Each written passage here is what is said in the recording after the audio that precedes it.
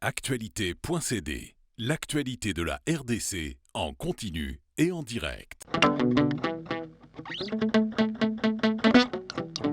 Bonjour Monsieur Bart Ouvry. Bonjour. Vous êtes directeur général du Musée royal d'Afrique centrale. Vous avez lancé ce vaste programme de coopération entre le musée que vous dirigez et vos partenaires congolais pour 5 ans. Pourquoi maintenant? Il était juste temps de pouvoir le lancer. Nous sommes dans un cycle de coopération. Ce n'est pas le tout début, nous sommes dans la continuité. On est dans la deuxième partie d'un cycle de 10 ans de coopération. C'est une partie de notre coopération qui est traitée ici. On a parlé beaucoup de biodiversité, du climat. Vous savez, la forêt, c'est pas un secret, la forêt équatoriale autour du Congo, au Congo et autour, c'est très important pour capter le CO2. Donc le Congo qui fait partie de la solution, c'est notre coopération scientifique avec des institutions congolaises mais aussi de la région qui a permis de beaucoup progresser, de démontrer scientifiquement le rôle qui est joué par la forêt. On parle aussi des ressources naturelles, par exemple des risques naturels aussi. Nos scientifiques de la géologie travaillent beaucoup avec leurs homologues à l'est du pays sur cette question. On a aussi beaucoup parlé, par exemple,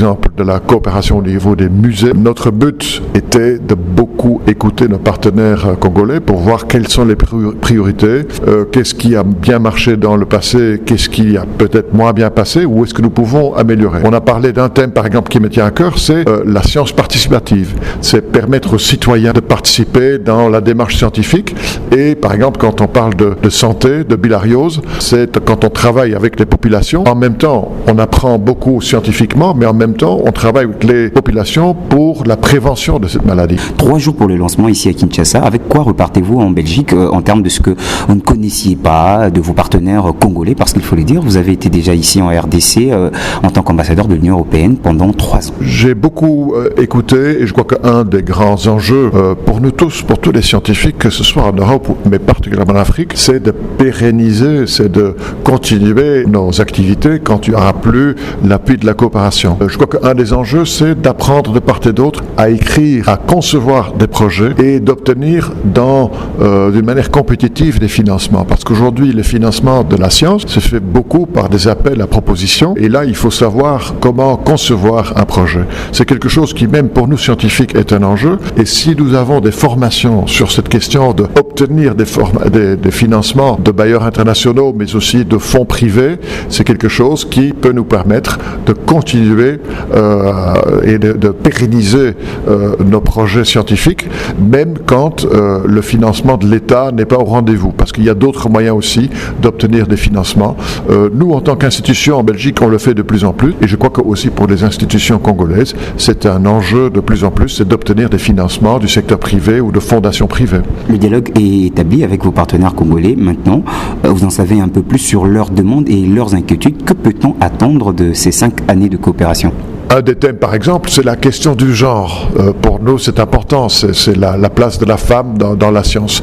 Aujourd'hui, malheureusement, dans le corps des enseignants, il y a très très peu de femmes. J'ai quand même senti une volonté de tous nos partenaires de travailler là-dessus. C'est une des conditions quand même, quand on obtient des financements. Il faut faire en sorte que les femmes, les filles, quand il s'agit d'étudiantes, aient plus de possibilités de participer. C'est important. Un autre thème, par exemple, on a beaucoup parlé de la coopération entre musées, c'est la question des musées dans les régions. Il n'y a pas que Kinshasa ou Lubumbashi où il y a un musée bien établi, il y a aussi les provinces où il faut permettre aux population de rétablir ce lien avec et de mieux comprendre l'art traditionnel. Souvent, il y a des malentendus, il y a des amalgames qui sont faits sur la signification de cette culture traditionnelle. Le Congo était un des lieux où cette culture traditionnelle était parmi les plus riches. Le pays est très connu là-dessus. C'est un des acquis de la société congolaise. De par notre coopération, on peut promouvoir ces musées. C'est bien